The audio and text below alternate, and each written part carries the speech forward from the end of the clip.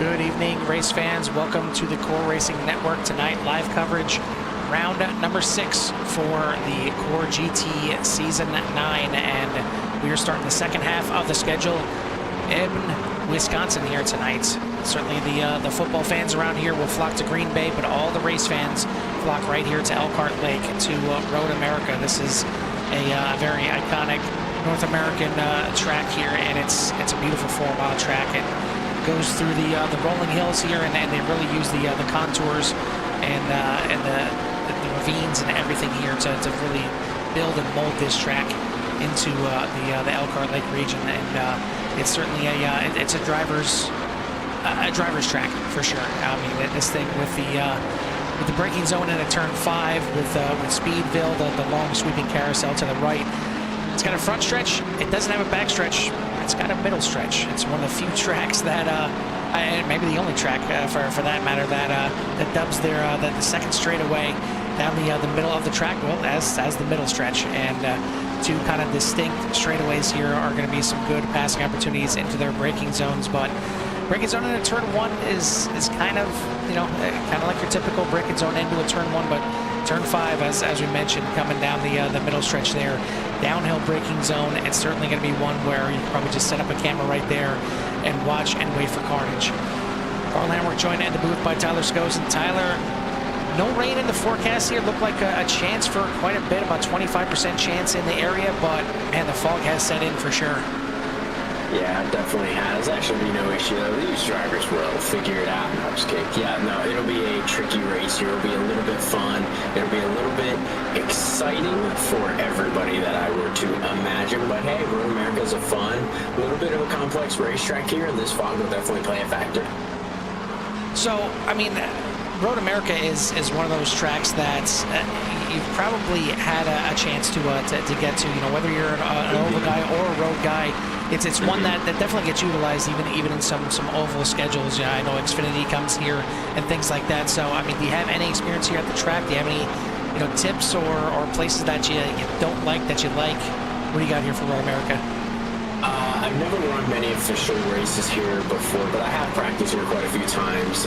But it should be pretty interesting to see how these drivers manage. I've never driven in weather conditions like we have here with the fog. But yeah, I mean, there's a bunch of good spots. I love turn 1. It's really tricky, but it's also fairly complex and simple at the same time. So I'll be interested to see how drivers navigate that. And then, of course, probably the most important spot of Road America is that kink going down that middle stretch, as you put it earlier.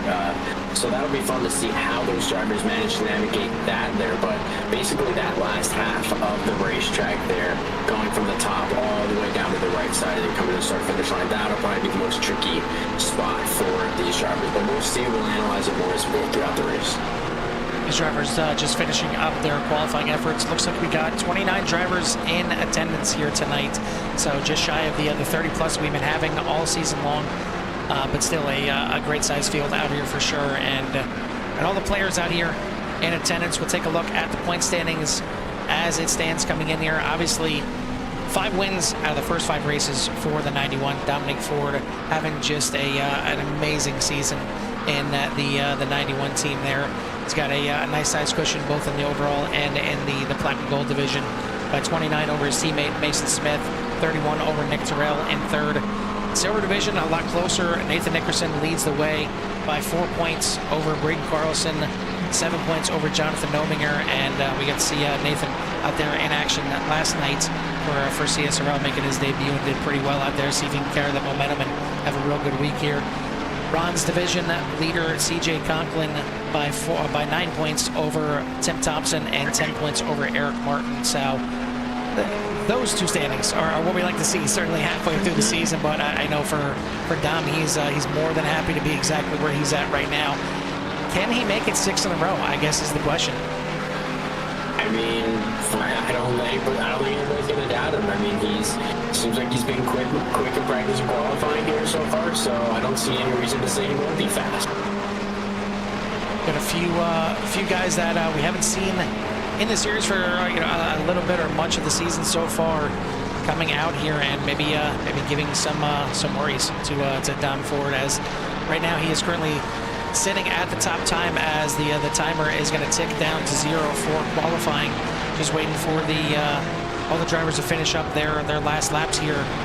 But I mean, it's very, very, very close at the top. We'll show you the standings once they go official here. But again, another good showing by all these drivers out here. Definitely love the field size that we've had all season long, and it's not going to get any easier. I mean, we talked about it, how many times weather is going to come into play in the second half of the season. Luckily for these drivers, it looks like they're going to miss out here tonight. Again, it was about a 25-28% chance of rain here tonight. It looks by all means that it's going to hold off. But yeah, I mean, this fog is certainly it looks a lot more difficult to us, you know, from up here in the blimp, and even when we get down there and looking at the different camera angles, it looks a lot more difficult than it is actually in the car. You can certainly see a little bit better, and we'll hop on board with some of these drivers inside the cockpits and show you how it looks. But it's going to be a fun one. I'm looking forward to it for sure to start the second half of the season.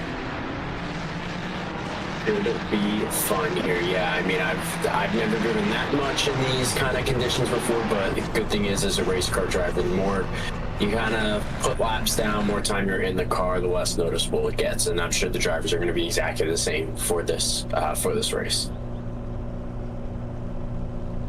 Looks like everybody is off the track, just waiting for the timing to go official, and then we'll get down there and get our results from qualifying.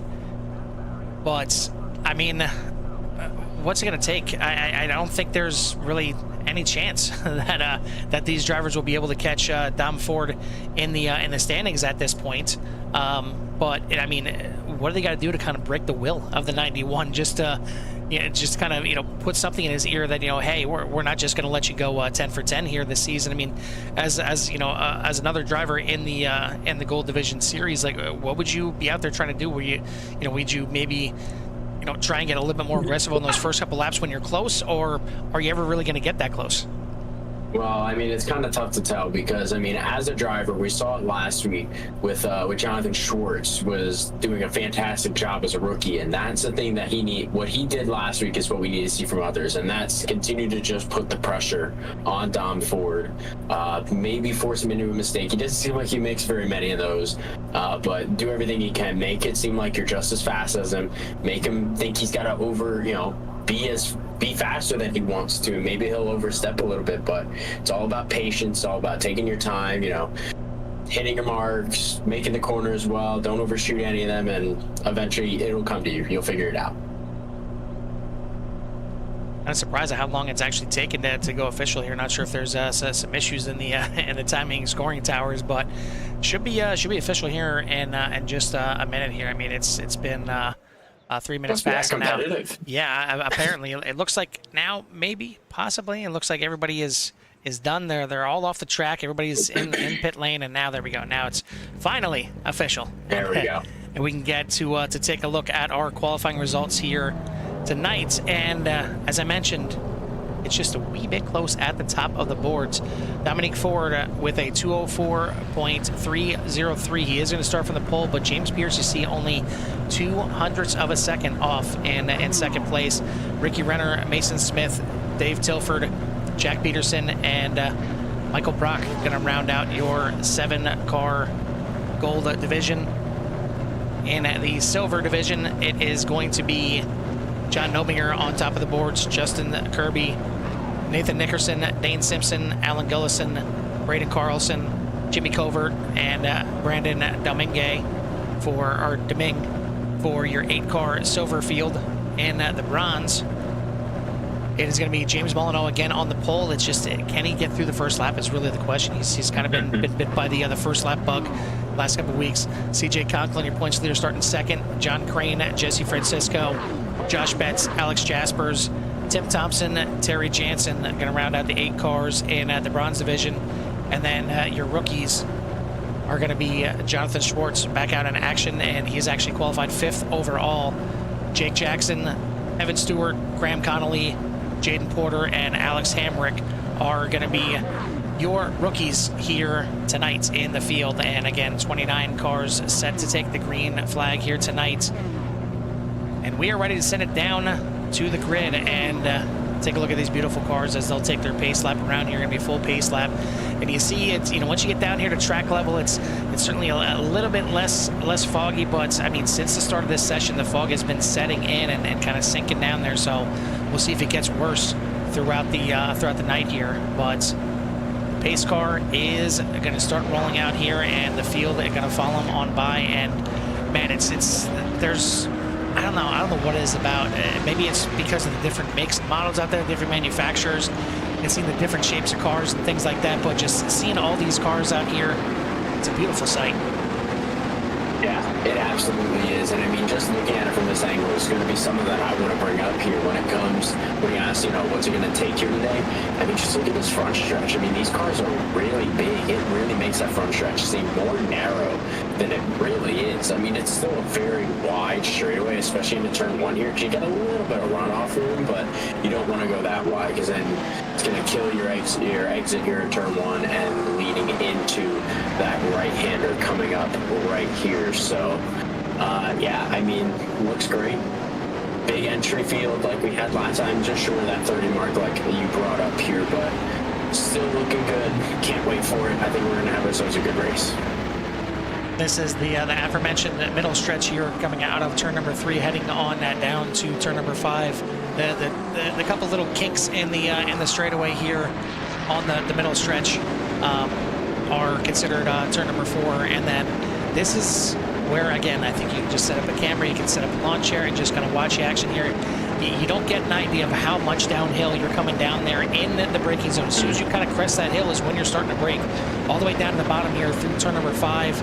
And it's just tough. It's tough to get that car fully rotated through there and not have any kind of runoff, and then you go straight back up the hill up to kind of a little bit of a blind at turn number 6 before it S's back to the right in turn number 7 here. And another chance here. Once you get at turn number 7, if you get a good run on the driver in front of you, you can certainly set up a pass going down into turn 8.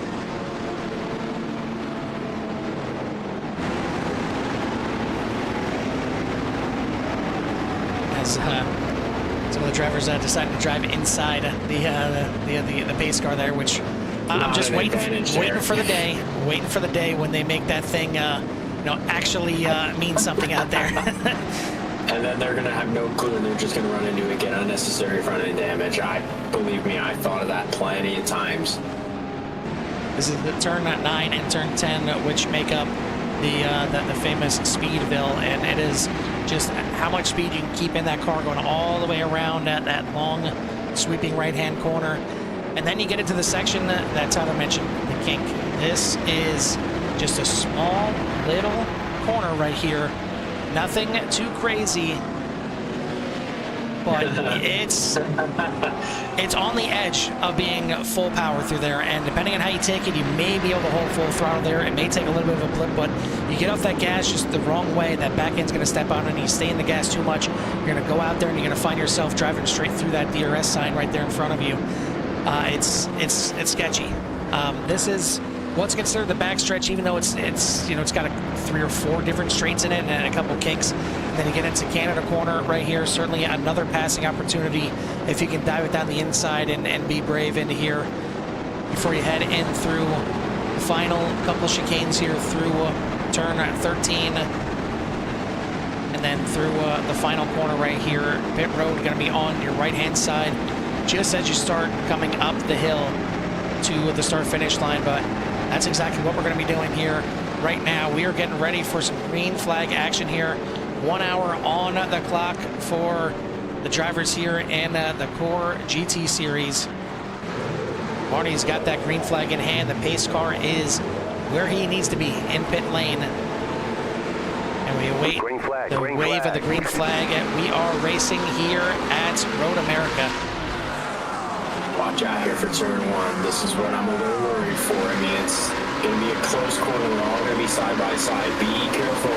They're going to want to take their time. It's a long race here, but you don't want to mess up here, especially on your entry. You see some guys hitting the curb there a little bit, but you also see some guys going a little bit wide, maybe making sure that they get off the corner, but everybody does a really nice job getting off of turn 1 here and into turn 2 as they go down the long midsection, going down towards the heavy braking zone. And I tell you what, kudos to all the drivers out here. It is not often that we see the full field make it to the middle stretch without any kind of issues, but now the first trip down into turn at number 5, and you see how wide you can go there. You can take it pretty wide in the entrance of this corner. And certainly some drivers tiptoeing just a little bit here. But once again, they're doing a fantastic job getting through here. Good opening lap here for all the drivers. I spoke a little bit too soon. Yeah, one car looks like it stopped in the middle of the turn there. I believe that's turn 4. Gets back going. Not quite sure what happened. They want to look to see, and there may have been another incident, I thought. Yeah, a couple incidents we'll take a look at once we get completed with this lap, and we'll see the first time through the kink. How fast these drivers take it through here. You don't want to go side by side here. That's the biggest absolutely worry. not. You can, but all you're going to do is just slow each other up, and it's going to be rough out there. First time through Canada corner. And heading up to the final turn. Dominic Ford leads the way over James Spears, Ricky Renner, Mason Smith, and Jonathan Schwartz for your top 5. A little bit of almost contact there in the middle of the pack there. One car looked like they almost overshot the corner. One going a little slow there as well, but they're going to do a good job. Dobbin's going to complete lap number 1 in the lead with James 2nd and Ricky in 3rd here. Overall, very good job by pretty much all these drivers for getting across the line here. Fairly clean. Take a look back here and see what happened here on the opening lap, and this is out of turn number 5. Yeah, I saw that 3 wide move there. That looked like that was a little bit worrying. I thought there was going to be some more incident. I thought one car was going to cut across another there, but they did a good job there. And then one car in front there, the 11, John Crane. John Crane getting on the grass there on the braking, and then the 172. That is CJ Conklin getting into it. The 131. Of Jake Jackson getting involved as well. You see the 341 just kind of pushing his way through. That's Josh Betts. So quite a few involved in just an early little mishap right there. But I mean, all in all, I'm surprised they made it that far before there was any kind of issues, because it can get a little racy, a little crazy here on the first couple laps here at Road America. But good start once again from Dominic Ford at the front. He leads the way in the gold division.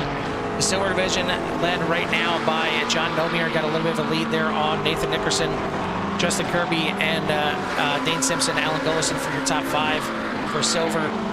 In the bronze, knock on wood, James Mollenbaugh has made it through the first lap and made it through the kink the second time as well. He leads right now by about 5.5 seconds over Josh Betts, Jesse Francisco, Tim Thompson, Terry Jansen make up your top 5. But I mean, again, I can't say enough about these drivers making it through these first couple laps with this many cars out here. It's real easy. I mean, I get the want-to. I get the allure of I'm around so many cars. Now's my chance to pick up 3, 4, 5 spots on the first couple laps if I'm just a little bit more aggressive than some other guys. But all you're gonna do is just put yourself in a bad situation, and you're either gonna take yourself out or you're gonna take others out in the process. Yeah, that's what I talked about earlier with patience. This track is quick, it's small, but again, you have to be perfect. It's like what we saw there with John Crane on lap 1. I mean, he was all by himself running really well, but you just barely clip that grass on the braking a little bit, spin the tires, and upsets the car there, and you just get loose. And yeah, especially with that corner being uphill, it's kind of difficult to see when a car in front is slowed up, having to check out because of a spin. But that's going to make it tricky. But again, you can see how narrow parts of this track is here. You can look at Jesse Francisco right now here, trying to make the move. Here we've been doing it really well. Here we're going to go down into that braking zone again. Look at how much it is downhill. You really don't see a majority of it until you get nearly on the brakes, but then you kind of get on the brakes there and then manage to clear the car onto the outside. So pretty good job here for Jesse in the bronze division so far, but yeah, still got 55 minutes to go, and now it's just gotta be perfect. Yeah, that was a pass for second place in the bronze division, so good move there to get around Josh Betts. Take a look around for some other potential battles, and it's getting kind of tight at the front of the pack, so we'll go right back there. Dominic Ford leads the way, James Pierce, Ricky Renner, all right there under a blanket. Mason Smith right there in fourth as well. And then a little bit of a gap, about 0.6 of a second, back to fifth place, which is the leader in the rookie division, Jonathan Schwartz. But all in all, a good start from the front of the field, very close there. James Pierce gets right up on the back bumper of Ford. And this is a track here that is certainly, you can utilize some runoffs. I mean, you see it even, especially going down into turn number 5 onto the braking zone, how far to the right you can kind of send that car to really open up that entry. And you really have to, just to make it a little bit easier on yourself. And these curbs, not too difficult here. Probably the only curb you don't want to hit is the inside curb at the kink. it's gonna let you know that it's there, put it that way. But anything else, I mean, they're pretty flat and pretty forgiving here, so you can certainly use them up, especially without the track being wet. You can use up all you want. Yeah, and honestly, one of the other corners that I didn't really talk about there before the race began was the final corner, being onto the long front straightaway. And I thought this is really important when it comes to driving on a big road course like this one here. The thing is, you have that long straightaway there, and you really want to gain as much momentum and have as much speed as you can exiting the final turn going onto the straightaway, because I mean, when it comes to getting a pass, there's a lot of, there are a good bit of passing zones here, but getting off of the final corner, going in up that front straightaway, up the hill here, you can see with Evan Stewart right now, you can get a good draft on the car in front of you, make the pass, send it into turn 1, hopefully cleanly, but you can make the pass because there is a good bit of runoff in turn 1 that you can use to your advantage. You can see as he goes into the corner, takes a pretty good line there, makes a little bit on exit, but yeah, you can see that runoff just on the left side. So yeah, just as important and tricky all these other corners are, and the final corner is also really important. Yeah, the final corner sets you up for that long run down the straightaway, and then, obviously turn number 3 sets you up down the long middle stretch as well. So it's really, the exits of these corners are as important as hitting those braking zones coming into the, and the turn number 5, like I said, and the turn number 1 to set up those passes, because if you don't have a good exit to set yourself up down these long straightaways, as much as we'd love to see these GT3 cars draft a little bit better, they just don't. It's rough getting a draft with these cars, so you really need to get a good run out of the corners and then utilize what little draft you can to set up those passes down the straightaways, because if you're just kind of holding neutral out of the corner, you may not have enough by the time you get to turn 1 or turn 5. Yep, that's going to be just as important here. You'll see as it goes side by side into turn 1, you can kind of see what it's like. But yeah, that's another thing you'll see with most of these drivers. If you're not as confident, especially on the inside, you don't have enough of a run there, like Braden Carlson had there, you're probably just going to back out and be the smartest decision here. Set up all those guys for the corner, and there's a spin right in front of Carlson there. That is James Molyneux. He made it through the first few laps, we'll give him that. Unfortunately, 9 minutes in, went around there. We'll have to take a look to see what happened. He was all by himself. He probably ended up just clipping the curb a little bit wrong there. Let's take a look here as he goes into the right-hander. That is, I believe, turn 2 here. And there's a corner a little bit hot. Got on the apron there and just went around there. Just upset the car a little bit. You don't want to overshoot the entry a little bit and overturn it in the middle of the corner, but that will happen as Molyneux has fallen down to 3rd and in the grass. I believe that was Dane Simpson. Yeah, good job keeping it straight, though. Yeah, somehow Roxy eating up that grass there. The 96 going through the grass, hanging on to 4th place right now. Molyneux did lose 2 spots, so he goes from 1st to 3rd in the bronze as Jesse Francisco, your new leader in the bronze division. This is the battle right here for 3rd, 4th, and 5th. Nickerson, Simpson, and Gullison, as Justin Kirby has made his way back around and moved into 2nd place in that silver division. Well, it's a pretty good race, and it's pretty amazing when we take a look at the overall standings here. And we'll see if I can get him up here. Allow me to. go back to the front and just show you. I mean, you take a look, the top half, or the top, you know, group of cars, all in your gold division, other than Jonathan Schwartz and the rookie that he's yet to establish himself a division, but certainly looking like a gold driver so far in his first 2 races. Then you go back to the next, you know, kind of section of drivers, and it's all your silver drivers. So everything kind of holding serve right now. You know, you even go back to the bronze, and that's where you see all the other bronze, and then the rookies kind of making up the rest of the field. So Road America, I guess, you know, treating these drivers to exactly their skill level at this point. Yeah, pretty much is. I like that we can see the separation. I want to go back to what we were seeing at the beginning of the field. You can see Dane here getting pushed going down into turn 3 here. That's a little bit interesting right now, but I mean, that's all right. A little bit of a send from behind. That's Allen getting past, I believe, there. Yeah, Jimmy Covert. Yeah, Jimmy Covert there getting by. It looks like they're still side by side, but it looks like Covert's going to get the advantage heading into the corner, getting by Allen. But yeah, something I wanted to bring up, especially at the front of the pack, Dom has not managed to pull away. We saw that last week at the last race, and he wasn't able to get away. It was the top 3 that were pulling away, but I mean, right now, from what we saw, the top, yeah, what is that, top 5 separated in less than 2 seconds, and that's what I talked about earlier, keeping the pressure on Dom, maybe forcing him to mistake. You'll see how the cars he's holding up behind him. So maybe they're going to try to push a little harder. If I were James, I would continue to stay as close as you can, and then once you're going to run, take it.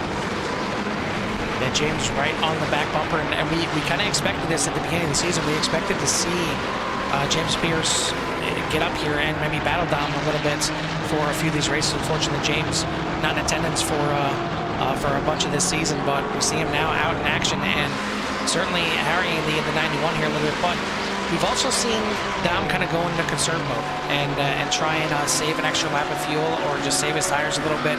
So I guess the question is, how much is Dom actually pushing at the front of this field? Is he kind of just, you know, backing up this field right now, backing up the pace so he can maybe save a lap or 2, maybe force them into a mistake behind him? It's certainly questions to be asked, but man, got to go back to this battle right here again. This is for 3rd and 4th in the silver division, and Nickerson trying to get that position back. Looks to the inside, turn 3, going to back out of it. We'll take you back and show you how the pass was made here. This is Dane Simpson into turn number 1 here. Nickerson gives him plenty of room, and then Simpson completes the pass through turn number 3. Yeah, pretty much forced his hand there. Did a pretty good job there. You know, he had the nose ahead there into the corner right now, and now he's ahead of Nathan here. So doing very good, Nathan. We'll see how aggressive he's going to be now to try and get that position back, because it seems like these 2 have been on pace pretty much all day. And Dane, you can see how much he's sending into the corner with strong exit speed. But yeah, these 2 are doing it really well. They're a little bit of an overshoot there by Dane, but Nathan into the grass a little bit. So basically, you can tell when one messes up, one capitalizes, and there you go. Look at Nathan with a good run there on the right side. Hairpin a little bit as they're going to come up to the kink here. It's going to be just as important. Like I said, don't go side by side. We can get a little bit of a draft. So Nathan's probably going to be lifting just a little bit, setting up for this straightaway here as they come up to the finish line just in a little bit. He's got a bit of a run. We'll see if he decides to take the dive bomb. It does not look like he will, so he'll probably set up his move for the front stretch. Stays in line there at Canada Corner as they come up to the final couple corners here, and looking to the inside here, maybe on the final corner. And he's going to stick his nose in there, make Dane go the long way around. Plenty of room given, and just good hard racing between these 2 right now. And see Dane trying to get a little side drift down the front stretch, but Nickerson is going to clear maybe a little bit of a touch right there. And they're still going to be side by side heading down into turn number 1. Obviously, Nickerson going to have the inside here. We'll see if Dane, it looks like Dane backs out of it, and in backing out of it, looks like maybe a little contact between him and Covert. Oh, he's wrecking. Oh, big hit is Dane. And I'm not sure if if that little bump got him a little bit too hot in the corner. Oh, just touched the grass a little bit. Somehow he shoots across the track twice and doesn't collect anybody else, but man, that was a great run for Simpson, and unfortunately he ended up having to tow back to the pits. You see that car certainly hurt right there. I want to take a look back just before this. Yeah, I have to rewind it a little bit and just see, because it looked like there was maybe just the slightest little bit of contact. Yeah, I was going to say, because this battle is going to be huge for Jimmy Covert, but yeah, it looks like Dane just may have backed out too much, I guess, or maybe Jimmy overthought it a little bit and set it too deep, but no, I'm going to say Dane maybe just tried to give Nathan the position, and Jimmy was not quite expecting that, so, man, that's unfortunate here, but overall, good job, and there's a spin. That's Ricky Renner, big hit. And that is through the kink right there. We'll take a look back and see what happened on this one. Oh, he just lost it. Looks like he lost it by himself. I'll have to rewind it and show it here. Oh, maybe not. Hold on. Let's see. Yeah, see, that's what you don't want to do. You absolutely don't want to do that. I don't know if there was contact between the two, but based on the way he was spinning, it looked like there was. Hard to tell, but oh, man, yeah, no. Can't do that. Can't do that in this corner. Some pretty hard impact there for the 53, and he's going to bring it into the pits. Now, it's around that time where he'd be coming into the pits anyway, so maybe not going to hurt him all too much. Jimmy Covert also coming into the pits. Obviously, we've seen possibly some underlying damage there to the 14 when he got into the back of the 96. But, I mean, all in all, it was close. I mean, I don't know if there was actually contact there. It was certainly close, and maybe a little bit too close racing going into the kink. And unfortunately, Ricky Renner is the one that pays the price coming out.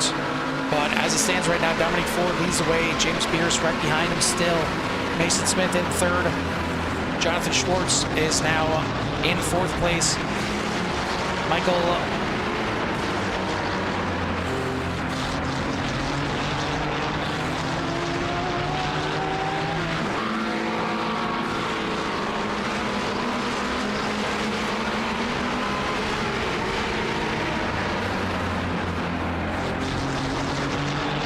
still continuing here right now. Pretty good here so far. Oh, there you go. Yeah, there we go. Yeah, my mic just randomly cut out there for me. But yeah, okay. Now back here. All right. Yeah. So yeah, back here to the action here. And yeah, as we mentioned, it is almost close to a third of the way through this race. So you know, if this is going to be a two-pit stop race like they typically are here, should be seeing these guys that come into the pits pretty soon. Had a few already coming into the pits, but a lot of them that came in were involved in an incident, you know, here or there. So maybe just coming in early compared to everybody else. But now we'll take a look here at the front of the field. Dom Ford still does not have a big lead. I mean, still only a quarter second.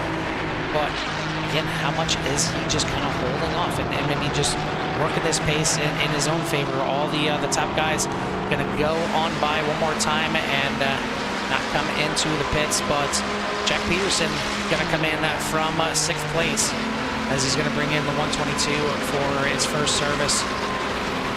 Take a look at your leader here in the silver division, and John Nomier having a fantastic race. You see right there coming across start-finish line. That is 2nd place back there, Justin Kirby. So about a 5-second lead for Nomier in the silver division.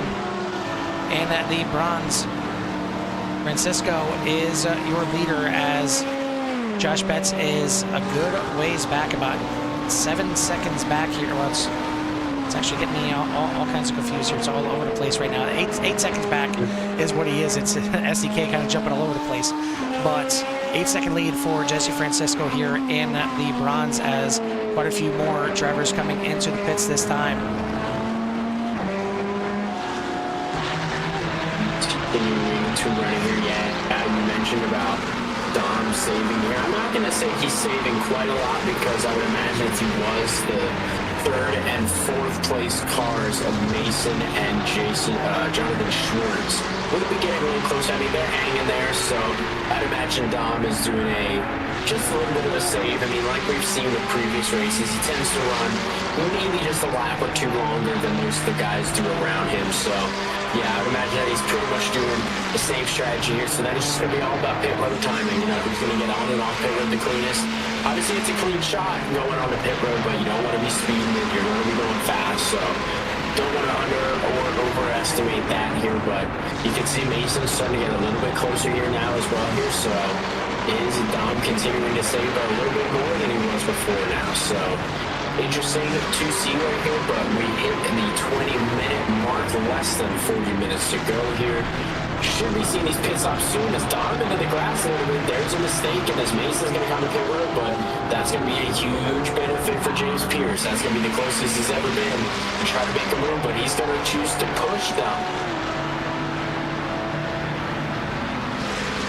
Yeah, and maybe as much as Dom is saving, maybe James is doing the same thing, just kind of hanging right there behind the 91 and maybe saving a little bit of fuel himself and electing not to pass and thinking kind of long game here.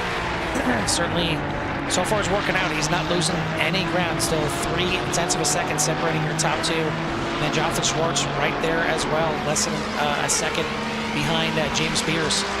But we did see Mason Smith pull off from third place there, and we'll see if this short bit works out.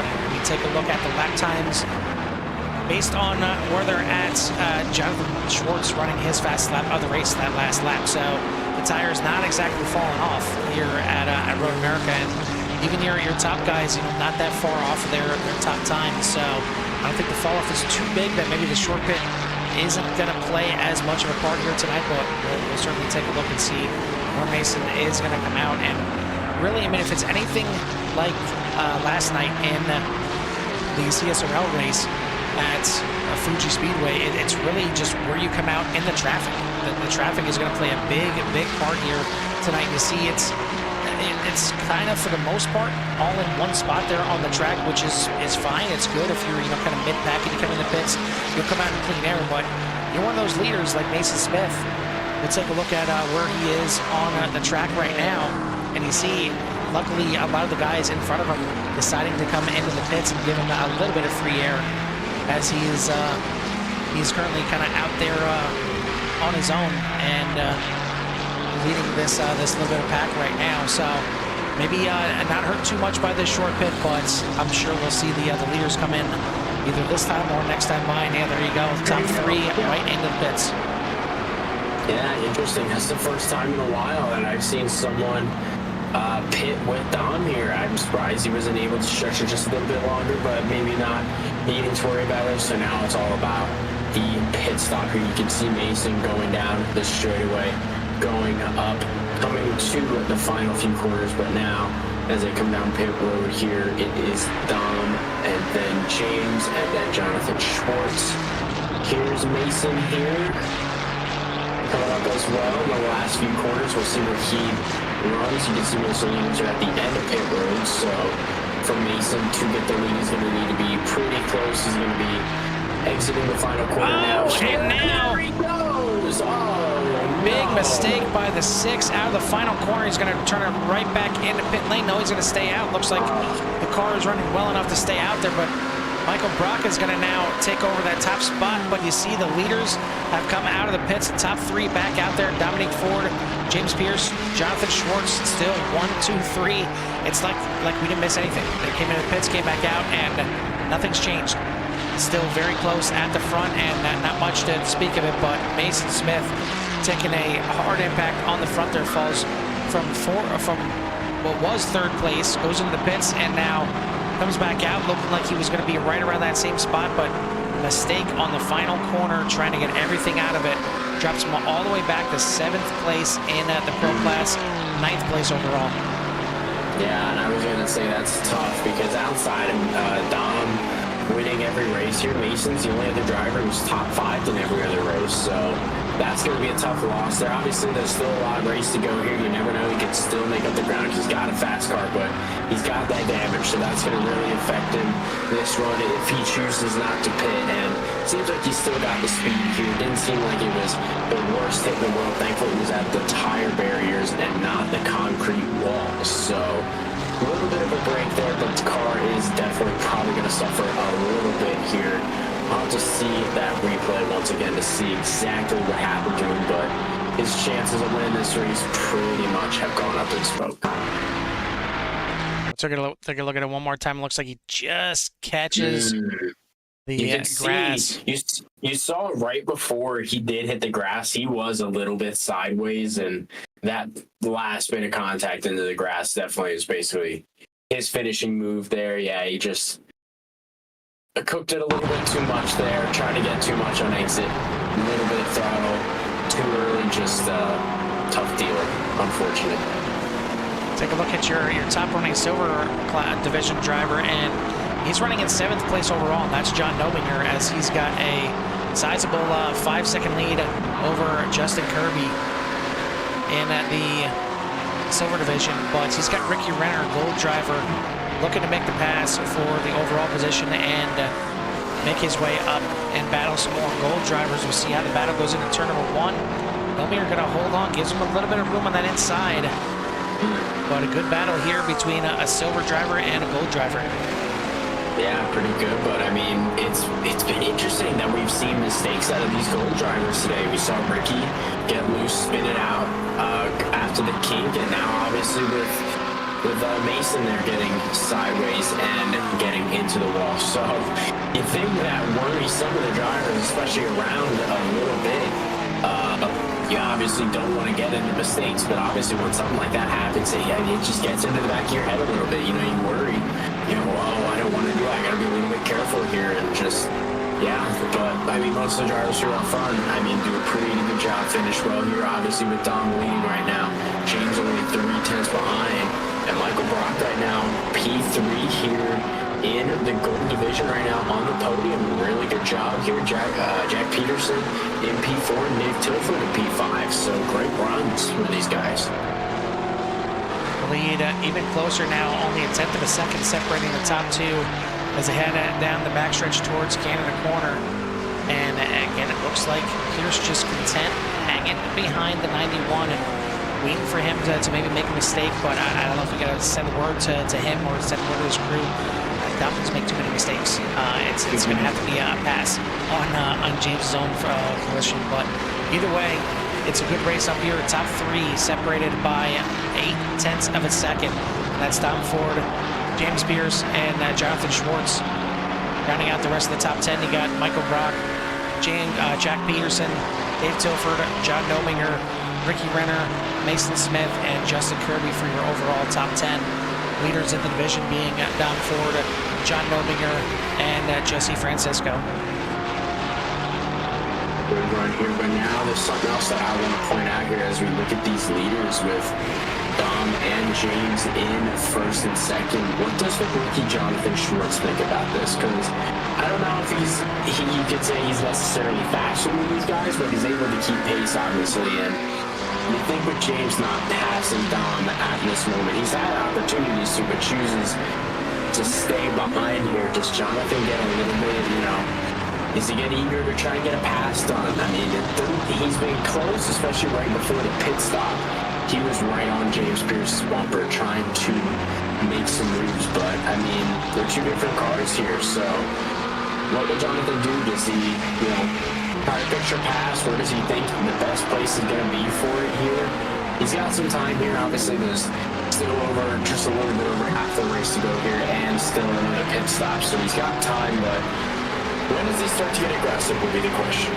Well, I mean, we kind of seen last week, we seen him just kind of hanging in there, biding his time, and really kind of came alive in the second half of the race. Once maybe the top drivers started wearing off the tires a little bit, or maybe just did a better job of saving his own, and really came alive in the remaining stage of that before he had the incident. But I mean, I would think that's kind of going to be on the same mindset. He's just going to hang it in there, waiting for these guys to mix it up if they ever do. But at some point, he's got to maybe get a little aggressive and at least split these guys up and see what they do on their own.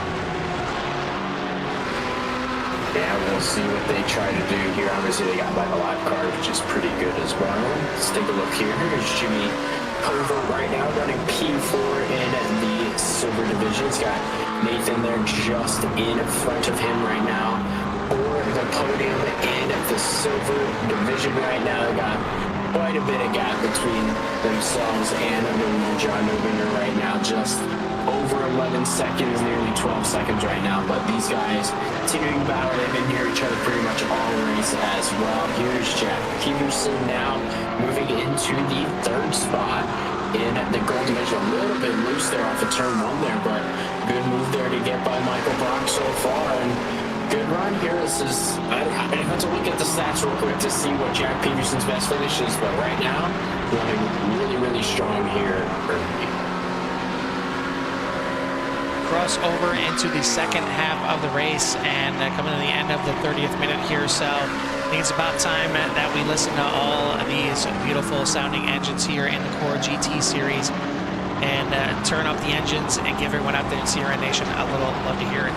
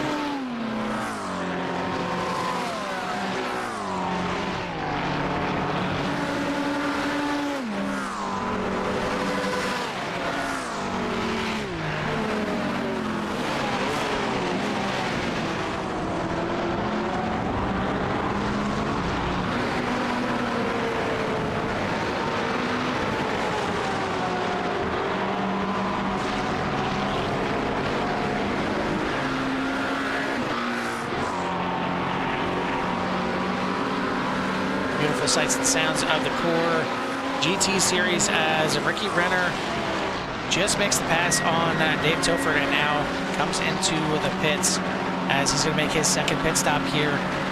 Leader's still out there, Dominique Ford, James Pierce right behind him. We'll see if these guys battle all the way down to the end. Jonathan Schwartz still in tow right there in third. They've got about a 10-second buffer on the next driver being Jack Peterson in third place in the gold division. Dave Tilford in fourth and the gold, fifth place overall. John Nomier all the way up to sixth place right now overall. First place in the silver. And Jesse Francisco still leading in the bronze division as well. This is the closest battle on the track. We'll take a look over here as John Nomier has got a bit of a battle maybe brewing here for fifth place overall with Dave Tilford right in front. Again, a lot of these drivers still need to make their second pit stops here as they make their way around the 78 of Terry Jansen. Yeah, still continuing pretty good here. I can't get my mind off of those leaders right now. So, whoa, on the car. I believe that was Terry Jansen. I think he just about went off. I don't know if we did or not. It looks like he did go off the track there a little bit, did get back on there, so no damage for the 78. But yeah, that's what I was, back to what I was saying, is these leaders, it baffles me of, how these two continue to run. I mean, it's so hard to tell whether Dom is really just trying to save that much and James really is faster, but, I mean, once they bring it to pit road here for the last time, I mean, from there, I would imagine it's all, all men for themselves, James is going to try to pass him any chance he gets, and then, of course, there's just Jonathan Schwartz just hanging there. He's kind of been at that distance as well, not on the bumper of James Pierce, but just there, with a little bit of a gap in case there's a mistake that is made there. So maybe Jonathan really actually has a faster car. We'll see. It all comes down to the pit stop. Maybe you can have a better pit stop than the rest of these guys, but we will see. Still a few more lap cars in front here as well to get by. One right here and then one a little bit further up. And you wonder, I mean, if you're Jonathan Schwartz here, you could try and go off strategy here, maybe come in earlier, and you see those two guys that stay out to the left, maybe you dive into the pits and make your pit stop first. But you also kind of don't want to lose sight of them. You almost want to stay out here and kind of mimic what they're doing and make the pass on track. As difficult as that sounds, I mean, it almost feels like, that's really the way he's got to go about this here tonight, as they're nose to tail. He's getting enough of a draft down these straightaways, certainly to keep himself right in pace there, as they're coming up on CJ Conklin here, currently the bronze division points leader, running at fifth place right now in the bronze. So a threat to lose some points for sure to both Tim Thompson and Josh Betts, who are running second and third respectively. But should be seeing some more guys coming into the pits. We did see Jack Peterson and Dave Tilford come in that time by. We had Jimmy Covert, Alan Gullison also in as well. A lot of drivers making their second pit stops, but we still got about half the field that needs to come in, especially these top three. Yeah, like you said with Jonathan, I mean, he's only just in the rookie class, and I mean, he's just here to really win right now and continue to impress some people, so it wouldn't hurt to go off strategy. I mean, he really doesn't have anything to lose. He's got over a minute and a half lead on the second place guys, so I wouldn't be surprised if he chose to maybe stay out one extra lap and get that clean air, maybe see if he can set a faster lap time than these guys are setting right now. So, I mean, it's up to him. If he thinks he can beat these guys straight up on speed, maybe just try to set a different lap, as the lap car looked like it almost got in the way of that. He nearly got into the back of the lap car, but yeah, I'll be interested to see what these guys do here with now just coming to 17 minutes to go. Good run for James there. Yeah, it looked like Conklin just wasn't sure if, how far back Schwartz was, if he was going to pull in the line or not, and it was kind of a last-second decision there. Luckily, they both survived through the corner there, but a bit of a breakaway here. I think Pearson and Ford working together to try and break away from Schwartz, and a good amount there. It's out to about 0.7 of a second, now 0.8 of a second as they work their way through it. This could be the opportunity to come in this time and make that pit stop to really kind of stretch out that lead if they can. And again, how much are they saving? Maybe they're able to save a little bit more than Schwartz. I don't know how much the Ferraris take on fuel compared to the Porsche. It's one of those little factors that we haven't really thought about yet. You know, just the fuel mileage for the different manufacturers. Yeah, it's something that I'm not the smartest at either. Not an engineer, so I don't really know much that either. But yeah, I mean that tiny difference could be a tenth of a second on pit road, and that could be a big difference when it comes to getting out of your pit box or even staying on the racetrack. If someone decides to stretch it or not, but because they're going to come up here to the final few quarters to get ready to come to pit road entrance. We'll see what they do here as we get to just over 15 minutes to go here right now. Continuing to hold the pace, a little bit of a gap there to Jonathan Schwartz, but he's kind of gained it back just a little bit here over the last few corners. James with an aggressive exit there off the corner. As this time by, they're going to come pit road entry. We'll see what they decide to do. Jonathan Schwartz is going to pull off. I like it. Do something different. Well done. Let's see if it pays off. Meanwhile, got to talk about Justin Kirby, as last week, unfortunately subject to the first lap incident there at Interlagos, and you see what happens when he has a better run here, and man, taking a very aggressive line coming into the pit stop. Hopefully that isn't a an unsafe entry. I don't think it will be, but you gotta wonder sometimes about that though. But somehow he makes it work, and he's trying to gain that time because he was in second place once the pit cycle started here for the silver class. Jonathan Nominger was your leader as he's coming through the final sectors right now. And should still end up making the pass here on Kirby to retake the lead, but certainly Kirby doing everything he can to try and gain some time back. Yeah, should be no big deal here. I mean, well done, I guess, to try to get the position back, but I mean, in the end, I don't think it's going to be the biggest change. You can see him pulling off pit road now here, so John's not going to have he's not going to have the biggest lead he's had all day, but it's going to make a difference here. But there's your other guys who have just come off pit road. Dom just in front of James here, just like you've seen all day. Now they haven't come onto pit road just yet. They're still out there. That's right. They stayed out. That's right. Jonathan did. Yep. Jonathan came into the pit, so we'll see where this all shakes out as we get a car. Not sure if that was Alexander Hamrick or Jake Jackson off to the right side. See what these guys decide to do. I'd imagine based on them seeing that Schwartz pitted last lap, they would have to capitalize this lap and bring it in as well. See as they come through the final sector here, see if they make that right-hand turn. And big wiggle there from Pierce as they both will come into the pits. And lock it up. And so now we'll keep our eyes on Jonathan Schwartz as he comes down the backstretch to Canada corner. We'll see how much time he can get. If he can take this lead, it's going to be an absolute game changer.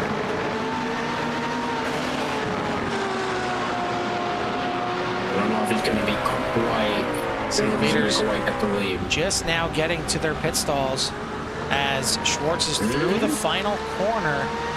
You did see him probably take a little bit less of fuel too because they stay out one lap longer. Well, you did see him take a different strategy last week, and it almost paid off. And he's at full throttle coming down, but nothing is going to change. All three are going to hold their positions. Now Schwartz has got his tires nicely heated up. We'll see if he can reel these guys back in and get back in the mix here, because he's certainly fallen off pace just a little bit, about 1.3 seconds behind your leader. So he's got to gain some time back. He's got to gain it back right now. And now the question is, are the gloves finally off between Pierce and Ford? And will that give Schwartz an opportunity to get back in this if they start the battle? I mean, it should be at this point. They broke bars to pit road, and you never know. I mean, sometimes this race could end a lap sooner than they want. You might not get the same chance that you had before to make the pass for the lead. So if James gets a run, I mean, you should absolutely take it. I get it that team orders could be a thing, but if you want to go for the win, I would absolutely go for it at any chance you get. This is your best battle on the track right now. We jump around to some others here to take a look. And we can take a look at a little bit of battle here brewing, as this is 6th, 7th, and 8th overall, 4th, 5th, and 6th in the gold. As you have Jack Peterson, Dave Tilford, and Ricky Renner right here. Good battle for the last couple spots in the top 5 in the gold division. Continuing to run pretty good here. The battle between these guys. Good run for Ricky Renner as well there in P6. A little bit of a nice recovery after his spin earlier in the race. Unfortunately, Mason Smith was not in this battle. He had his incident earlier as well. Not quite the picture, a little bit further back there, but still got some room to go here. But a good battle for these drivers right now in 4th, 5th, and 6th. Another battle between two rookie drivers, and that is Jake Jackson here, 3rd amongst the rookies in the race, and right in front of him is Graham Connolly, new to the series here, and welcome sight. It's one thing that's cool that's not stated enough here. Obviously, you know, given the time that we're running here, it's obviously, you know, it's an American favored time slot, obviously, but Graham coming to us from the other side of the world, from Australia, and we got a couple Canadians in the field: Alex Jaspers, Jaden Porter, and Dane Simpson. So it's pretty cool. You know, it's an international field here that we have in the Core GT series, and it's always fun to see you know, every little bit that's represented. Yeah, I just casually went on just to see what time it is right now in Australia, and depending on where Graham is currently residing, it is pretty much in the middle of the day here, possibly early afternoon. So good time for him to run right now, especially compared to most of us on the East Coast right now, a little bit later as well. But back to this battle right here is Jack Peterson right now in P4, trying to catch Michael Brock a little bit further behind. He's got some time to make up, but Scott Dave Tilford out on his heels right behind, and then of course you got Ricky Renner a little bit behind as well. He's going to try to make this up.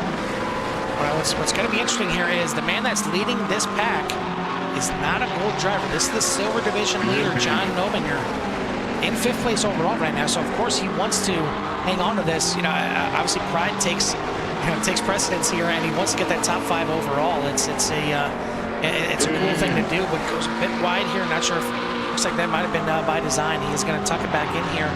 Well, this is 5th place silver division, and then 4th, 5th, 6th, and 7th in the gold division. Right behind him, we see Peterson tucking right up there. He wants to get a car buffer in between him and Dave Tilford. Down this backstretch, it looks like he's going to dive to the inside here in Canada corner, and going to get aggressive. He gets the pass done. He's got that buffer now between him and Dave.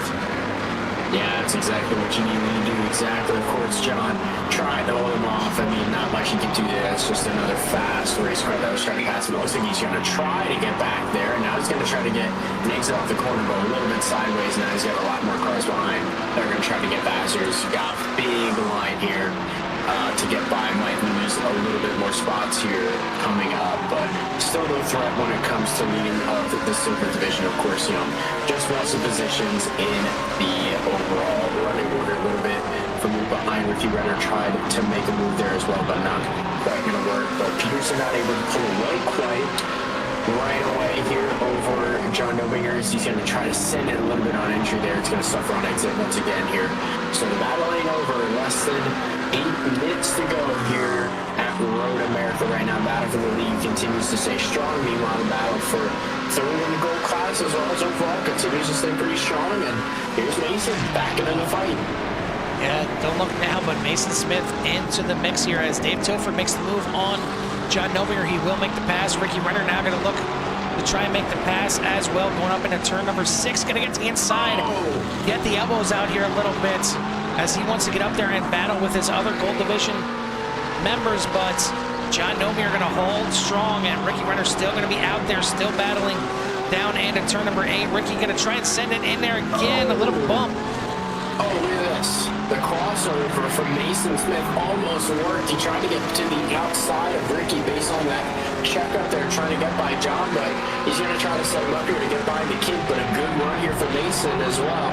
As he's going to get off the corner as it go into the kink here. Let's see if he has Ricky set up to try to make the pass here for P6 overall right now. A good run off the corner, but Ricky also with a good run as well on John, and here comes Mason. Mason looks to the inside. Ricky cuts it off. And now Ricky dives to the inside here. And John very close to contact again. And this is going to give an opportunity here to Mason. Maybe. No, Mason's going to tuck back in line.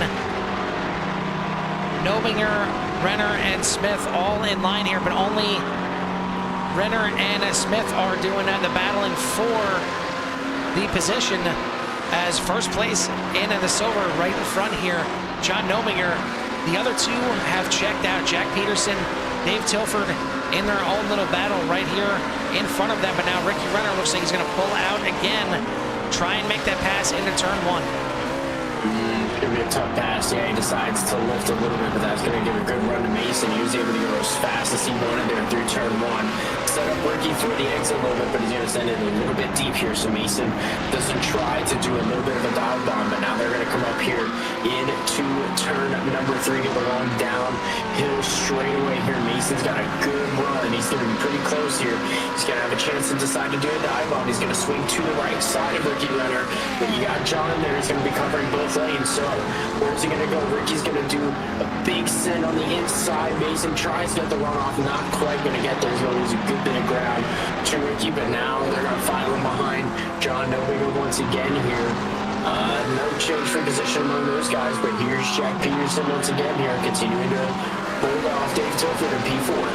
And Tilford getting a bit of a run through the last sector there, caught up to about a tenth and a half behind Peterson, but just not enough yet as he's hanging right in behind him in this battle for third and fourth in the gold division.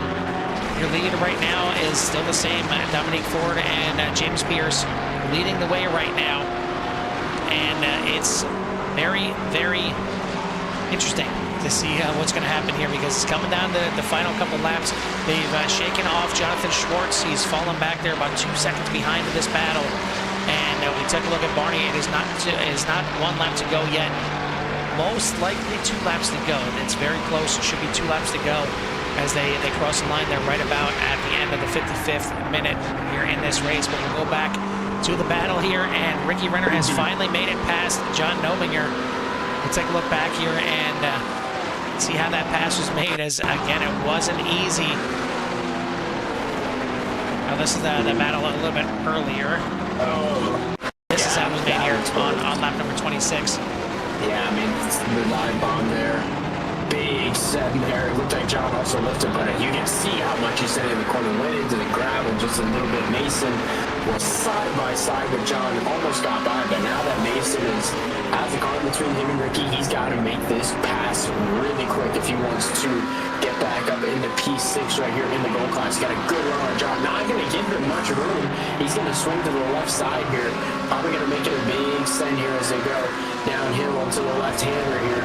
We'll see if he can get by. He's going to need to do this again pretty quickly, and you can see he's going to do just that. John's going to run over a little bit. Ricky almost just a bit into the grass there as well, but now nobody in between the two guys for 6th and 7th in the gold class. John finally let it go. Should have no other race route. And John loses it here, and I was just about to say, the man right behind him, Justin Kirby, was catching up, and now he has made the pass. Oh my goodness. All this battling that John Nobinger was doing. Wow. I mean, I think it ultimately hurt him here in the battle for this win, as it just maybe working up those tires a little bit too much. Gets loose out of turn number 7, and now Justin Kirby in the waning laps here takes over the lead in the silver division.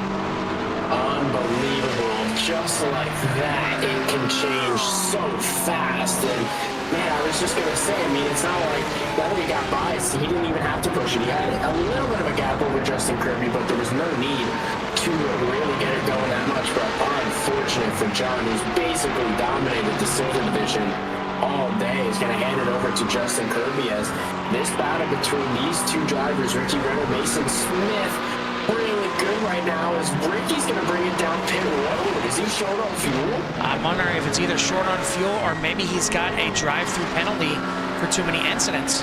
Oh, no. Oh, what a bummer. And that's going to allow Mason Smith to take over the 5th position. Good recovery. Meanwhile, look at this. James Pierce has overtaken Dom for the lead. Take a look at where that pass happened here. Wow. And this is coming down into turn number 5. Gets a great run down the middle stretch.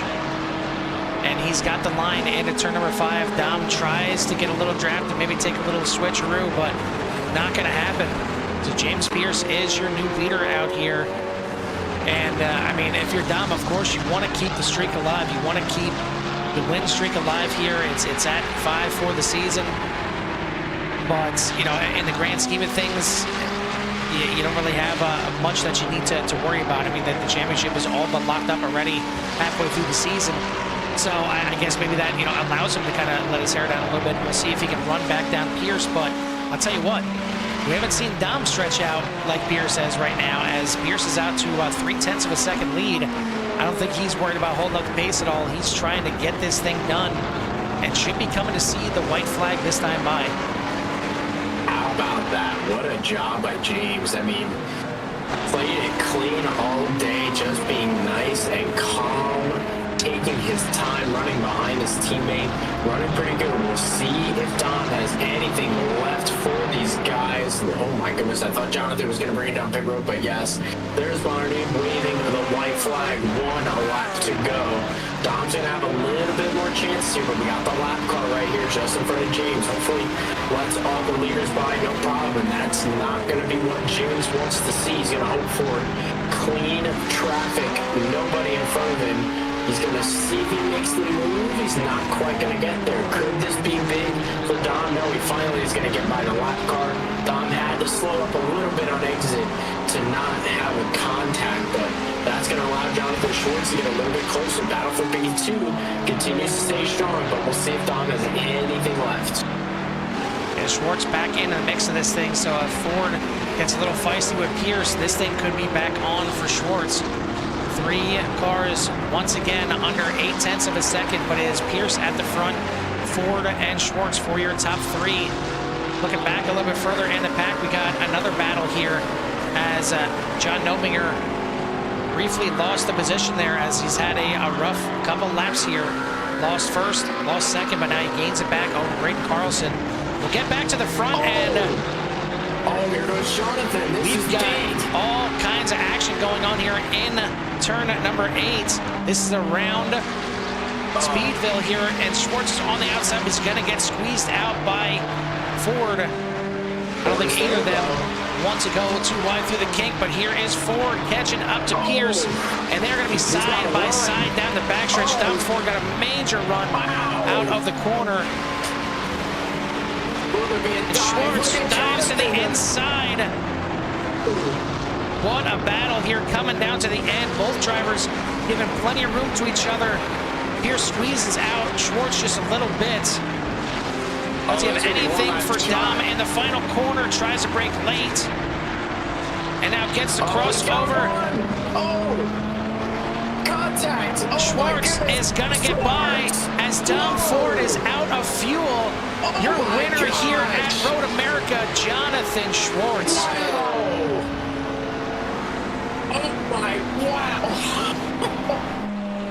And luckily, Mason is going to be able to get across the line, but looked like he was weaving and he was out of fuel out of the final corner. What a finish. In the silver division, here comes your winner up the hill. It is going to be the 51 of Justin Kirby getting it done here tonight. John Nominger was still in a battle and still in a battle coming to the last turn here. Braden Carlson is going to make the pass back. He is going to take second place here tonight as John Nominger is out of fuel. And that is out of fuel early enough that unless he gets help from somebody, he may not make it back to the start-finish line. No, he's completely off pace. He's barely going anywhere. I don't think he's going to make it up the hill in time. No, you can see, he's still got a good bit of distance away here. And oh my goodness, everything is happening. How about the team of Project Old Farts? That is their official team name. Justin Kirby and Jimmy Covert getting a 1-3 here tonight after it didn't look like that was going to be the case at all. Your winner in the bronze division is going to be Jesse Francisco. Tim Thompson coming around. He is going to be your second place finisher unless he is out of fuel as well. What is going on here tonight? I don't even know what to say. This is insanity. I mean, we'll keep an eye here on the 05, but unless he is in extreme save mode right now, it doesn't look good here for Thompson. I don't think he's going to hold on. You got Josh Betts in P3 right now. And he's coming down the backstretch, coming down to Canada Corner. Yeah, we've got a battle. It's about 20 seconds in between second and third right now, but we've got a battle. I don't think Tim's got anything to go because, yeah, he's completely off base. He's not even going to be able to get to the final corner. Josh is still at full sword. He should have no issues. He should be able to coast from here, even though he's got to go uphill. Yeah, easy break. Just make sure. Let's just make sure he makes it to the line with fuel. As yeah, Josh Betts is going to come home in second for the bronze division. Tim Thompson is going to be in third without finishing that last lap, but he will be credited with third place. But wow, what a finish here tonight. That was unbelievable. And I mean, kind of back-to-back weeks now. Tyler, I don't know where the heck you were for the first part of this season, but you're getting some killers on these last couple races.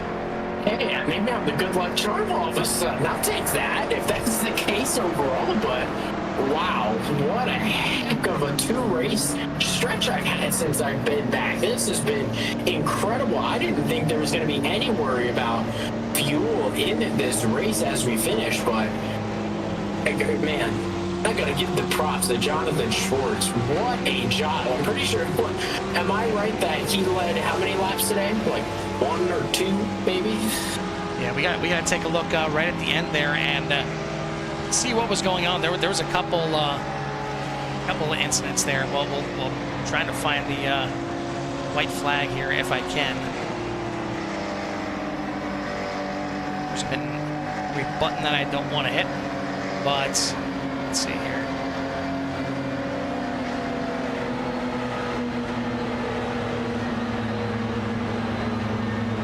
We're waiting for our top drivers to file into the broadcast waiting room as well. But I'm so at a loss for words.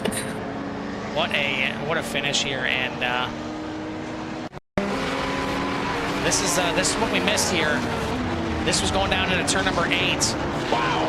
Oh. And that's the aggression we saw last weekend. This time it actually worked. Didn't have any contact with, I mean, he did have contact, but not race ending like we saw, and never gave up there at the end. I mean, I thought it was over at this point, but then you can see the run that Don got, and the kick he had here was incredible. Look at that. He got to the outside and James beautifully managed to clear him here before they go into the last few corners. Got the run back. Jonathan thought it was over. There was no need, so now he's going for P2. Not quite going to get there. It's difficult to make that pass there, especially on the outside from that position here. Don thinks he's got it. He thinks he's on his finish here, and as they come to the start-finish line, I'd assume, yeah, it looked like it hopped a little bit right there, and then, yeah, not much acceleration. Yeah, you can see it right there. He's out. And kicks it into neutral just so he can coast up there to the line.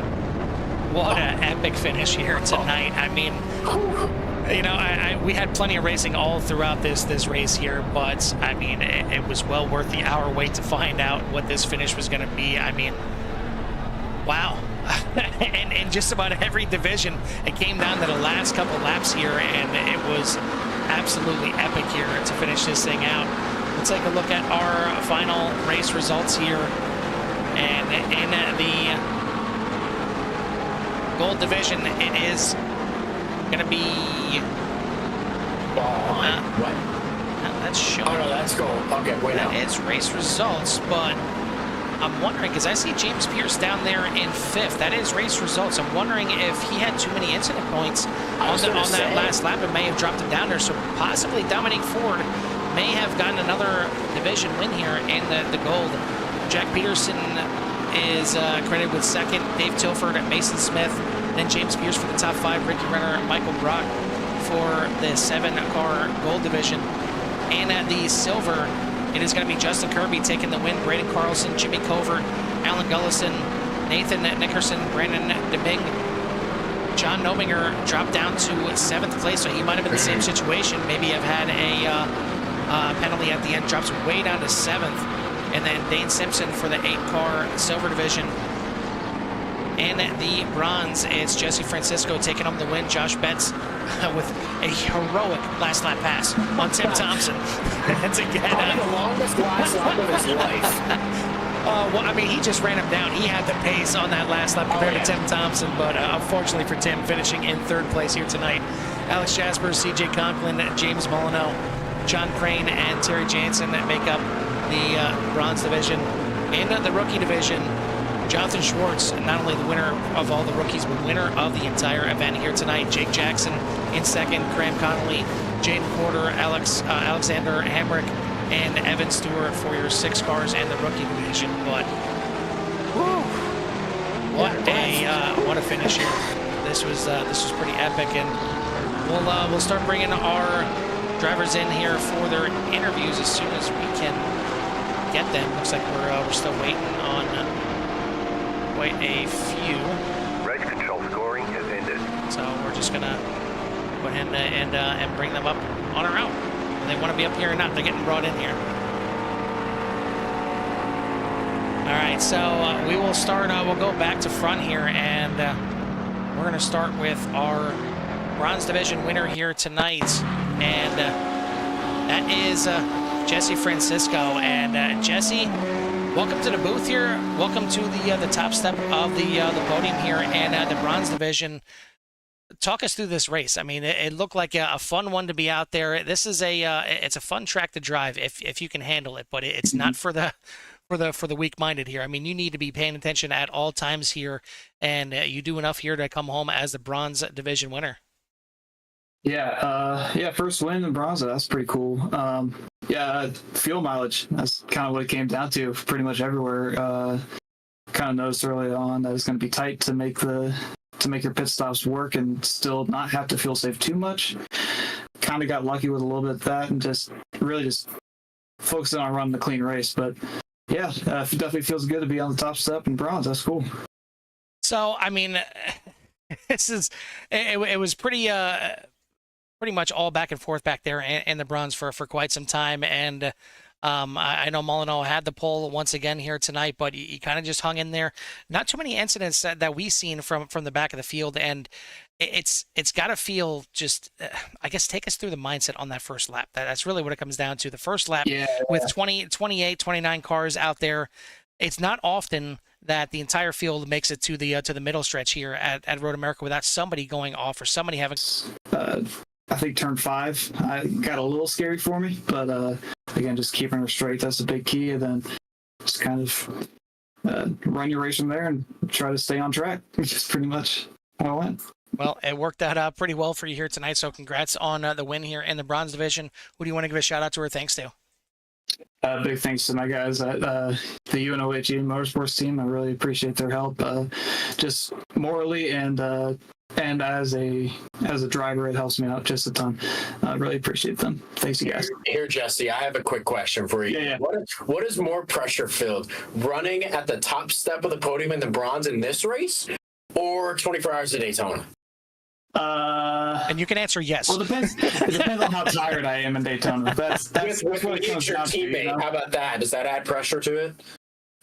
Yeah, a little bit, because I've got to get the car back to Tyler one way or another. So he's like, you got it. But yeah, just in terms of 24, just keeping it in one piece, kind of like I was saying here. But yeah, both are nerve-wracking at times, for sure. All right, buddy. Well, congrats on your win here and the bronze division, and we'll see you next week. See if you can come back in here and talk to us again. I appreciate it. Thank you, guys. winner here in the bronze division. That is the 7 of Jesse Francisco. In the silver division, it is going to be the 51 of Justin Kirby. And Justin, I think we're just going to put a bubble, if I can say it, around your car on that first lap. You get through the first lap, you do pretty good here. So, Tyler, why don't you go ahead and take Justin here tonight? Yeah, Justin, I mean, it was a whirlwind of a race there for you. I mean, you were pretty much hanging out there in the silver division, just running your race, just hanging out there. And then all of a sudden at the end, John Nobinger just gets loose all by himself, spins out, and boom, just like that, you're in the lead, and now you're the winner of the silver division. Take me through what it was like seeing John there at the end, because we saw you were catching him there a little bit there, and what the heck was going on in your mind when you saw him go around like that? If you remember the show Price is Right, just any of the winner bells that come with that, I'm like, you got to be kidding me. Because I was hoping there'd be a little bit of chaos with them with as hard as he was defending that those two spots there, but as soon as he broke free and I saw the rear end come around, I'm like, no way. Because I mean, I just been taking care of my stuff and making sure that I wasn't pushing the car too hard, and I was just rolling around. It's like once we got done with the first that first battle with Nickerson, I got clear of him. I was basically just racing the track the whole rest of the way. Yeah, so take me a little bit through how the car handled here today at Road America, because it definitely seemed tricky, but it was very aggressive. Between a lot of guys, you were running pretty consistent, pretty much podium for a good bit of the race there, and then once you started catching John there, you guys were pretty even. So do you feel like, I mean, if John and you were to battle it out side by side there, do you feel like you had the car to beat him straight up, or do you feel like you needed something else there?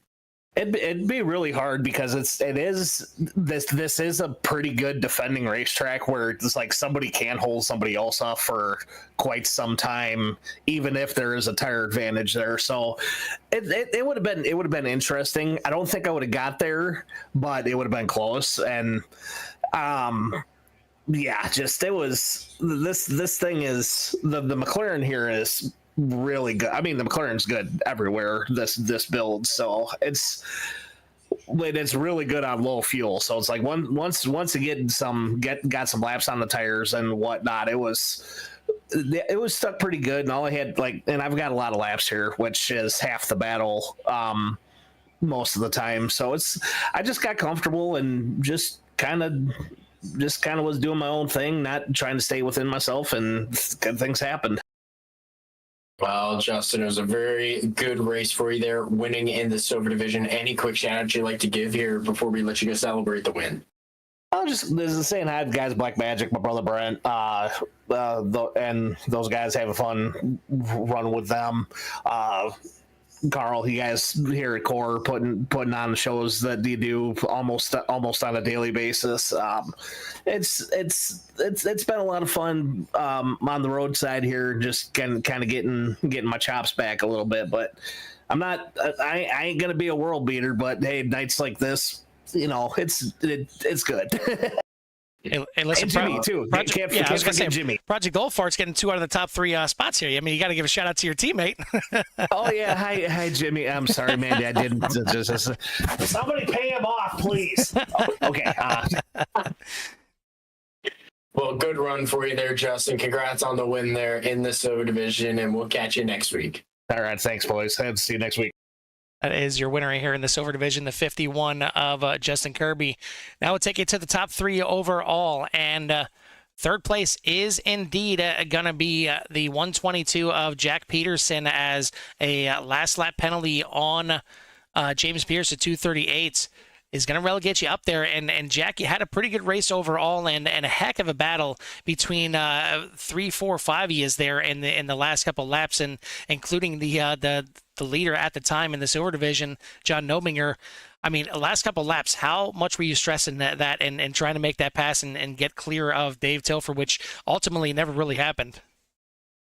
Well, I was feeling pretty good about where I was because I was fuel saving that last stint. I was feeling pretty good on my pace because, like you guys were seeing probably, I was gaining on John, even fuel saving. So I'm like, well, I bet if I just put my foot down and gave it more pace, I can get by him pretty easily, and then I could just coast from there. Which that's exactly what I did. And then with David behind right there, I was just kind of monitoring that gap. And once I saw that white flag come out, I saw I had a lap and a half more fuel, and I just went for it. And I didn't even see that James got a penalty. So I was like, oh, okay, sweet, fourth. That's already way better than what I was looking for. And then third just happened. I'm like, sweet. So, talk to me about the feelings inside the car. I mean, sometimes it's nice just getting out there and kind of running your own race and doing well by yourself. But when you get in races like this, where you have a string of you guys all together, all tucked together, where one little mistake and you're going to drop from third back to seventh, just that quickly, even if you keep the car, relatively in a straight line. What's the emotions and the change and how it felt out here tonight with this battle? Man, usually there's so much nerves, and like you're on worn tires, your fuel level's low, so the car's feeling a little sketchy. But I mean, this race, I felt really good in the McLaren, and it just kind of worked out. So I was feeling way more confident than usual, and I guess that's all I can say. Really, that car just felt great, so it made me feel good. Yeah. Well, it was Here's my question. I'm going to pose back to you a similar question that I asked Jesse here.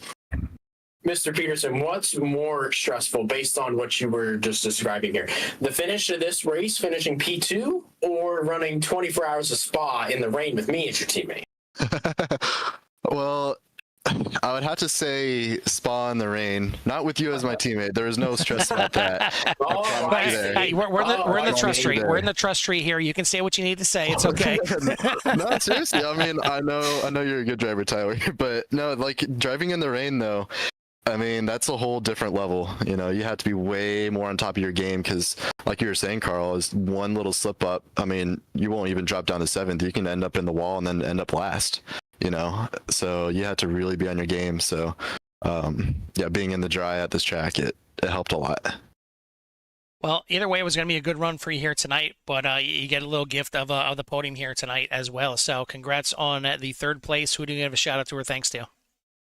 Thank you. Obviously you guys, you guys putting up this event, it's so much fun. It's really pushing me to do better. I mean, how after last race, I was like, I'm tired of being kind of in the back of gold. So I really want to put some time in, and big thanks to Brady, Alan, and Eli who couldn't be here, and Jesse. We were all turning laps, finding ways to pass, getting each other better to do as good as we could. And it worked out with Jesse. He did great.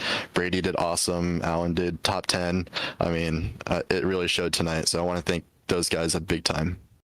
All right, buddy. Well, congrats on the podium here tonight. We'll see if you can come back and talk to us next week. I hope so. That is your third place finisher overall. Third place finisher overall, and the gold division, the 122 of Jack Peterson. Second place in the gold division. First place in the gold division. Finally, the streak has broken. He still gets the top spot in the gold, but not the win overall. Tyler, why don't you take us with Dom Ford here, the 91? Hey, my good buddy Dom. So that was something, just to put it a little bit simple there. My goodness gracious, I don't even know how to describe this race. You gave us a lot to talk about. Thank you very much. But a lot happened there. I'm sure it stings to come up close after dominating this race. I mean, first off, before we even get to the last lap, whatever happened there, take me through what it was like racing with James there, because you guys were separated 2, 3, 4, pretty much no bigger than half a second, it seemed like. What was that like racing with him? Like how it typically is racing with James. He's competitive and he's friendly this season because we're teammates, but in previous seasons it'd probably be a different story. But it was great. Like always, I enjoy racing with James and Mason, although I didn't see Mason that much this race.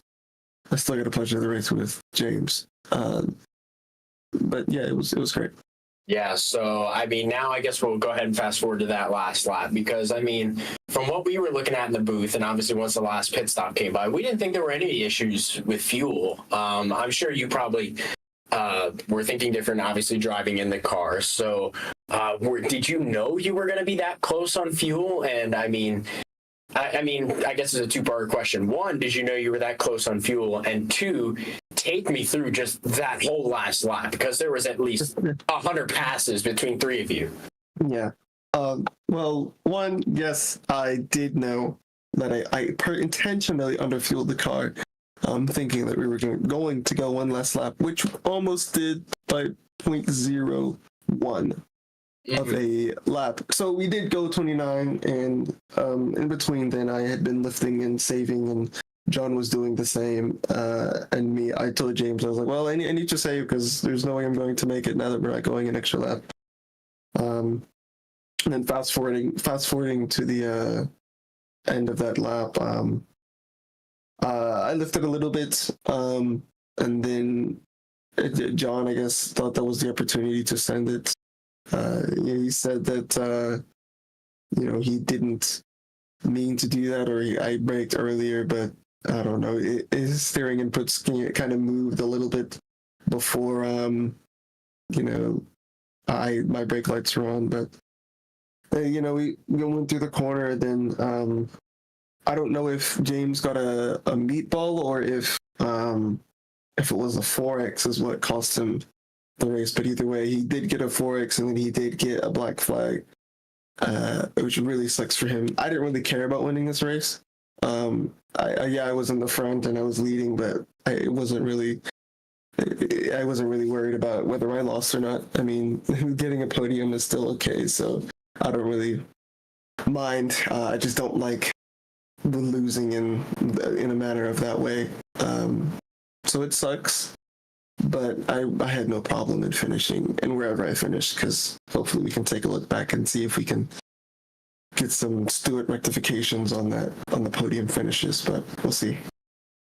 I mean, it was still a good run overall. Don't worry. I've been in positions of losing races like that before myself. It's definitely a tough feeling, but you still did put a fantastic race together. Very smooth, very consistent. Great job with you and racing everybody else, just everyone going for it on the last lap. Tons of excitement, probably obviously not much for you at the same time, but still great stuff overall. Any quick shout outs you'd like to give here before we let you go? Well, like always, shout out to you guys in the broadcast. It's good to see two guys up here again, so very nice to go back and watch that. Shout out to James and shout out to Mason. I know he didn't finish where he intended, but he made a good recovery back to P5, so that's nice. And shout out to John. I don't know what the final finishing order is going to be, but if he does win the race, then good win for him, and I'm excited for the next race. Dom, well, we really appreciate your time. Go ahead and celebrate that win in the gold division, and we'll catch you next week. Thank you. Have a good night. That is your winner here in the gold division. Second place overall, Dominique Ford in the 91. Last but not least, we will bring in your winner. And Jonathan, we figured we'd bring you in here last, give you plenty of time for that heart rate to finally come down, the breathing to kind of normalize. What an epic run here tonight. I mean, obviously throughout the whole race, you're right there in third, hanging with these boys the entire race, but it looked like you might have been out of it after that last pit stop, fall back there about a second and a half, but I'll be damned. You were not out of it at all. You came right back there and got right up with them in the final lap, and maybe took a little luck out of that last corner with Dom running out of fuel, but you were there. You made it happen. Yeah, I mean, in addition to having my heart rate slow down, I feel like these last 10 minutes I've just been smiling, just trying to take it in. What the heck just happened? I mean, since from the start of the race, I knew I was already a step backwards just from the fact I was starting fifth, and it was just gonna be a lot of work. Obviously, it's not too many cars, but just with even though you have these long straights here, it was a hard decision about finding opportunities to pass, and even trying to determine whether a undercut would work strategy wise. And it definitely, things were gonna get pretty complicated. And then I think somewhere in the first stint there was a little lap traffic that slowed up the leaders and allowed us to catch up a bit. And I feel like that allowed us to have a few more options to consider. It helped us get within the draft a little more easily, and so we could save. And that, I feel like that saved our race, because if not, I don't think we would have been able to stay with the leaders as much. So yeah, from that first stop, took, I think, just the left side tires, hung with those top two, and it kind of caught me off guard, since I think it was James and Dom and also Mason that was like the top four. And then all of a sudden, after our first stop, Mason was just gone. Don't know if he ended up speeding up pit road or something, but it was just us three from that point onwards. And yeah, I kept looking at the amount of time remaining and just looking at my fuel calculator, and I was like, man, this is going to be so close already, about whether it's going to be 28 or 29 laps. And so it was weird at that point, because as much as I wanted to stay close to the leaders, I was like, please, if the leaders can just pull away to make sure that when we get to that white flag, there's enough time on the clock. Because I felt like if I was a leader at that point, there might not be enough. And so like those 2 seconds, I think, was the difference there. Just that way we got that extra lap in. So yeah, I on that final pit stop, pitted a lap before the leaders did, and once they came out, even though it wasn't that far ahead, I was like, either they just absolutely pulled a blinder on me, or they're putting a hell of a poker face on in terms of this strategy. And I think I didn't know which the answer was until that final corner. And so yeah, I mean, just kudos to all those guys for being able to keep the pace, keep working together as well as they did at the front there. Definitely a lot of drama that final lap for sure. I was just listening to Dom's interview there, and yeah, that pass that was going down, just the back straight there, that wasn't necessarily intended, but I noticed that Dom coasted, let off super early to try to save fuel, and I was like, okay, here's an opportunity. I wasn't expecting it, but I saw him slow down so much earlier than you normally would, and so I I felt like I got fully alongside, and I noticed that James basically slid through the corner. So yeah, unfortunate that I got that 4X and the black flag. I don't really feel like there was much that I could do. He was kind of just rejoining from the exit curb there, and we just made like small, I felt it should have been a 0X if anything. So unfortunate for him to lose those spots. But yeah, coming out of that final corner, I was just trying to see if there was any open lane. I thought that James might almost push me into the pits for a minute. It was getting a bit tight, and I mean, coming up to that line, I thought I'd be running out of fuel, and I think I ran out like, I don't know, 100 meters after the line. So it was just, I still can't believe I came out with the win, and yeah, just super happy to be able to race these guys. They're really strong. That was kind of going to lead me into my next question there. I mean, it's still early in your core career here, only your second race here with core, but it's one of those things where it can get a little tough when you join a new league, kind of getting your feet wet, trying to understand the competition, and figure out where you kind of fit in and everything like that. How do you feel it's been your journey here for the first 2 races? Yeah, I mean, it's definitely there's been a lot of learning curves in terms of figuring out just the general I guess racecraft of everyone around. I would say everyone's done a good job being hard but fair. And then lap traffic, I've been in some leagues where they see blue flags and they get out of the way like 2 seconds. And so here I like that they fight to some extent, and then if you get close enough, they'll let you by.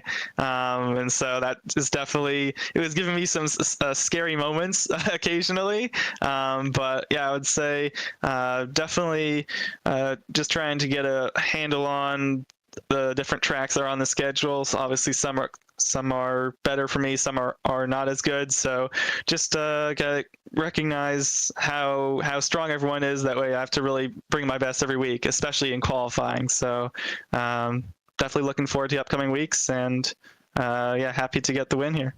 Well, it took only 2 races to get your first win here. I mean, you were right there in the mix last week, and you get it done here this week, whether it was the strategy or lack thereof of the competitors or what it was. I mean, you put yourself in that right spot at the right time. So congrats on the win here tonight. Who do you want to give a shout out to or thanks to? Yeah, huge shout out to Aerokinetics on the car. Going to be racing with a few guys. I think Adam tomorrow in the Fuji 8 hours. So hope to represent them well. And of course, Core and all you guys for the broadcast. All right, buddy. Congrats again on the win. We'll see you next week. See if you can go back to back. Hey, thanks. That's your winner here tonight, the 199 of Jonathan Schwartz. Heck of a race here tonight. I mean, all the way down to the end, and we love seeing these races go all the way down to the last lap and have it determined by some last lap passes, and we had plenty of them. I mean, all the way down to second place for the bronze. We had a last lap pass. Doesn't matter how fast it was still a pass. It still counts. I want to thank everybody for tuning in here tonight. If you haven't done so yet, hit that like and subscribe and get you in touch with everything that Siren has to offer. But Tyler, before we go, I some last comments, last words here about the beautiful race that we had here at Road America. Wow. that's probably the biggest the word that I have to describe this race. I mean, heck of a job. What a fantastic finish. Fantastic race overall. Tight battles. A lot of fun. Just, yeah, great job by all these drivers. Congrats to all the winners, and can't wait for another one. Should be fun. Yeah, absolutely. I mean, we seen the fog kind of setting in early. The fog has lifted, and it lifted in and showed us a great race here tonight. So thank you again to everyone tuning in here tonight. Thank you to all the racers for putting on a great race out here tonight. But for myself and Tyler from Road America, we'll see you at the track.